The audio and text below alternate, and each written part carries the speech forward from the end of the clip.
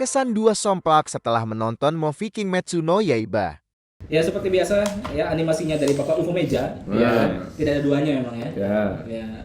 Yang paling berkesan buat saya sih pas lagi lawan Akaza sih. Ya, itu benar-benar kayak dari animasi, terus dari sound efeknya. Ya. Milih sama flashback-nya aja, Pak. Grafik sama sound. Pas si ini Shinobu Koplo. Ya. Koplo. Nah. Koplo.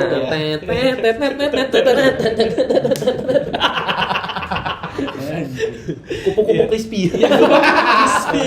Betul. Pas dia ngeluarin pernapasan serangga. Jadi kan setelah dia nusuk mata kan, dia ngeluarin sekali lagi tuh pernapasan lebah tuh. Nah, di situ soundnya Pak kalau saya. Kenapa tuh? Tuh sempat hening dulu kan? Iya. Tiba-tiba dari kanan tuh, wung. Jadi kayak ada lebah. Ya, itu tuh. Itu kaget sih, wah banget. Detailnya. Iya, itu detail soundnya itu. Kalau misalkan mau nonton OPW yang episode ini, nonton dulu Merah Putih Walkohol. Wah, Nyambung dong Bapak.